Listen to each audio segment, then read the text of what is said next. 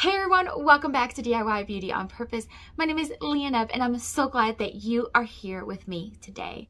Today I have for you 4 very beautiful high-end dupes inspired by decor on Magnolia, Pottery Barn, Bella Cottage, and Kirkland's. But let's not wait any longer, let's get started.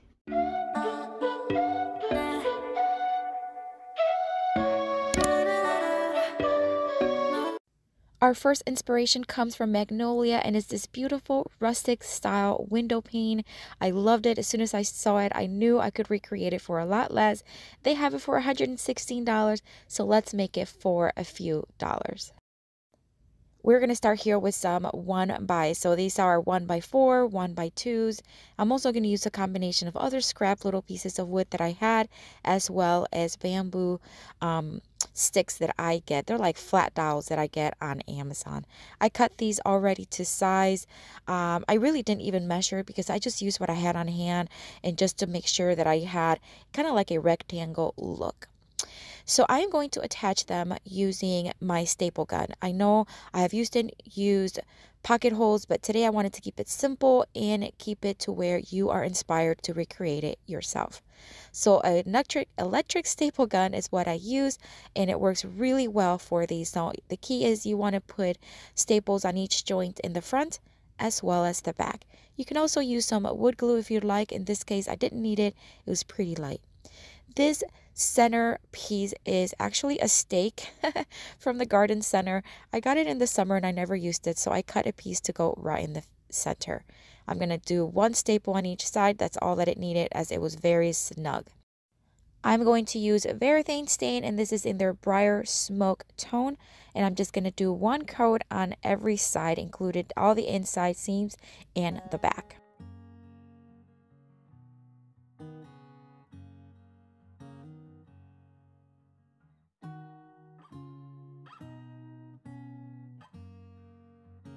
I forgot to show you how I created the sideways stick. So I took some of these flat dowels, they're bamboo, and they're from Amazon. I cut off about 1 inch of it, stained them, and then I just stapled them right to the back. Really easy, really simple. I'm going to distress it just a little bit, as the original has. It's a very rustic look and it has some distressed parts of it. I decided to use some white paint. This is Rust-Oleum chalk paint in the linen white, and I'm using a stenciling brush just to kind of add some dimension and some distressed looks. I'm focusing on the edges and a little bit here and there. And that's it for this one. I love the way this one turned out. It's not exactly the same, but it's really darn close. And I only spent a few dollars. I love it.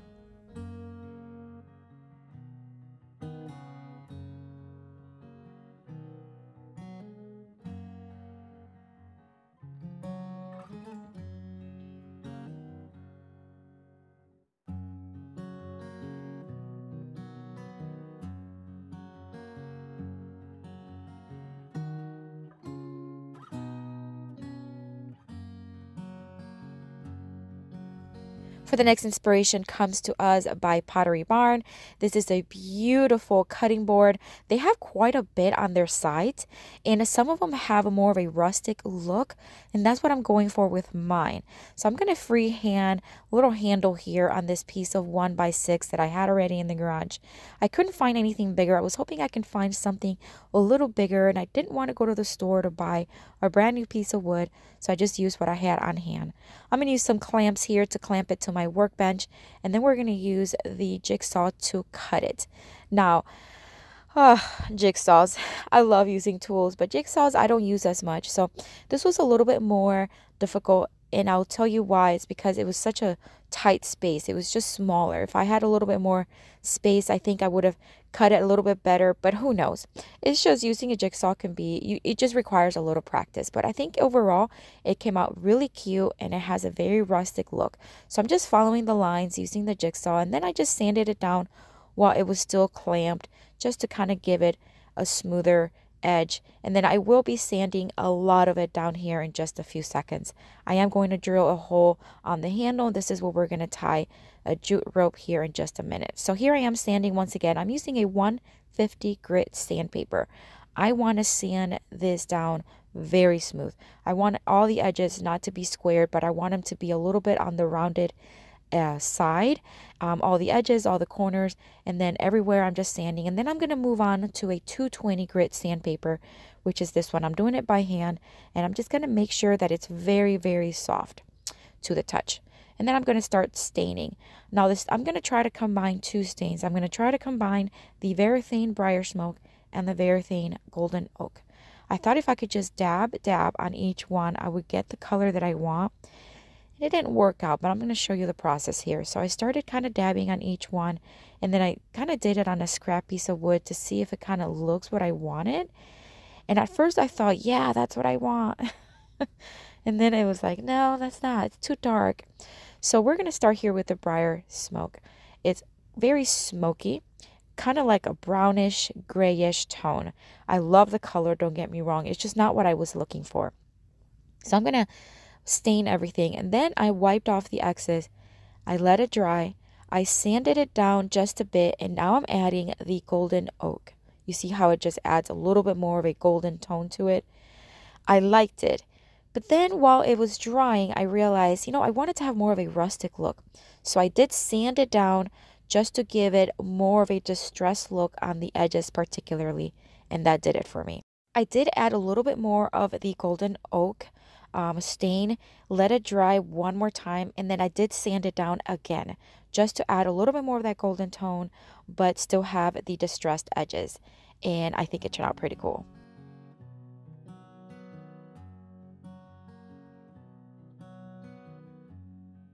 I threaded jute rope right through the hole on the handle, made a very simple knot, cut the excess, and that's it. I love this little serving tray. It's not going to be a cutting board. It looks like a cutting board, but it'll be more of a serving tray. It could also be used for decorative purposes. But let me remind you what the original looked like. And this is what mine looks like. Okay, so it's not exactly the same, but truly, I think I did a great job with being my first time cutting a handle like that. But overall, I love the way it turned out.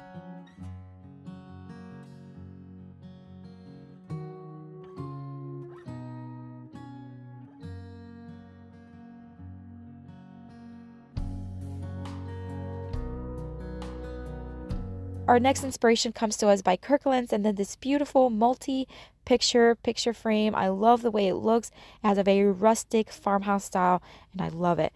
I knew I could recreate with just a few dollars. I'm going to use this Dollar Tree Christmas sign. I got during Christmas season, never used it. I'm going to remove everything from it, including all the glitter, and I'm just going to sand it down pretty heavily. Then I am going to dust it down very well because we're going to start to apply some wood planks here. These are just paint sticks, those 25-gallon paint sticks. I'm just going to start cutting and measuring how I need it so I can trim the frame, so I can trim the board into a picture frame. I'm also going to cut the angled part of it, of two of them, so that we can have all even sides. I'm going to staple it from the back, and then I'm going to place the other two longer ones underneath the small one, staple it as well, and then I'm going to place the other one at the end, the other small piece of wood. And then I'm going to cut the excess board because obviously I didn't have a longer, I wish I could have made it longer, but I didn't want to like unite two pieces of trim. I just think it would have looked, I don't know, I just wouldn't like it. So I just decided to leave it the length that I had and then cut off the excess board. All you do is you score it and then you snap it and then you sand it down a little bit to make sure it's nice and smooth. Then it's time to start adding the middle sections. I'm not going to have as many picture frames as the original piece, but I am going to have 3 of them. So I'm just going to take some more of those paint sticks, and then I am going to cut off pieces that will fit right in the center, and then sand them down just a little bit. I am going to measure, make sure all my 3 spots are exactly the same size, or at least close as possible. And then I'm going to staple them to place. And then it's time to start painting. I'm going to just give it one first coat of Rust-Oleum chalk paint in the linen white all over. I didn't do the back, but just everywhere in the corners and edges. And then I am going to start using a raised stenciling technique, and I'll show you that here in just a second.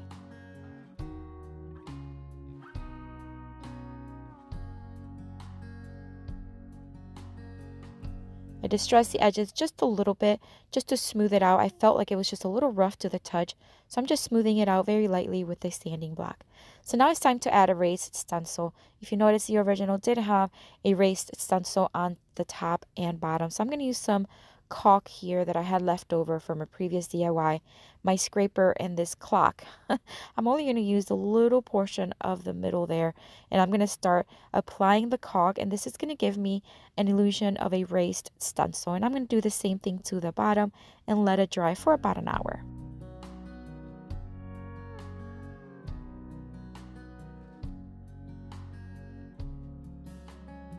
I am now going to give it the second coat of Rust-Oleum chalk paint in the linen white, and that's all it needed, 2 coats. And I'm going to show you here the raised stencil. Look how cool it looks. I think it's so cool that you can do that with stencils. You can use caulk, you can use spackle, you could probably use anything that would dry hard, maybe compound, anything you like. So I'm going to use it now some antiquing wax from Waverly. I'm just going to start dry brushing it to make those stencils pop, as well as add some distress as the original had. I'm going to remind you what the original looked like, and this is what mine looks like. Super cool, very inexpensive, only spent a few dollars, literally like a couple dollars, and I think it turned out so cute.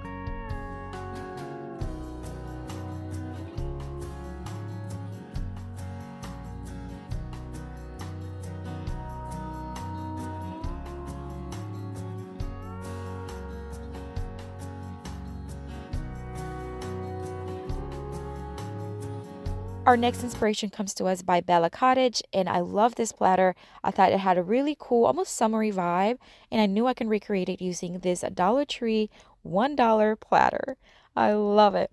I'm going to remove this sticker right from the back, and then I'm going to spray it 3 times with this satin Rust-Oleum spray paint in white. I'm going to take it outside, and I'm just going to do light coats, and 3 coats was sufficient for it. So I'm going to show you the first coat here. See how light it is? I don't need like heavy coverage on the first one. While that dries, I am going to take some of the blue paint. This is Rust-Oleum chalk paint in the coastal blue. I'm going to water it down quite a bit, and until I have a very watery consistency. And I'm going to practice a few thumbprints here, because that's what we're going to use to create the design. I thought it worked out well, so I'm now going to speed it up for you because this took a little bit. I'm going to go all around the platter and put my thumbprints on it all the way to the center. If you have an Instagram account, I'd love to connect with you there. I post a lot of things that I not normally post here on my channel. So if you want to check it out, it is linked down below. I also post a lot of home projects that I don't post here. Have you checked out my Etsy shop? If you haven't, I do have it linked down below. I add new decals and new supplies every single week, and I would love for you to check it out. It is linked down below. My Amazon store is also linked down below. If you've never checked it out, I have my favorite supplies that I get from Amazon all in one store. So you can even follow me there, and every time I add new supplies, you'll be notified. It is also linked down below. And if you did not know, I do also have a blog, a website. So if you have not checked out my blog, it is also linked down below. There's tons of information linked down below. Make sure you check it out before you go. We're just about done, and this was so fun. It reminded me of preschool. How fun was this? Anyways, I'm going to top it with this top clear coat from Rust-Oleum. It's matte. I'm just going to spray it just to seal in all of it and make sure it's not going to spread. I'm going to remind you what the original looked like for $99, and then this is what mine looks like. I don't know. I think I like mine better. I'm just kidding. Theirs is beautiful, but I think for $1, like seriously, you can't go wrong. It's beautiful for decorations and even for a serving tray. This is it for today, my friend. Thank you so much for coming and joining me. I hope you enjoyed it, and I hope it inspires you to maybe recreate your own dupes. If you're visiting for the first time, welcome. I hope you enjoy the video, and I hope you consider joining our YouTube family. And if you're a returning, thank you so much for coming back. I have a playlist and a video here with tons more of inspiration for you. Check it out. I'll see you later, and have a blessed day. Bye.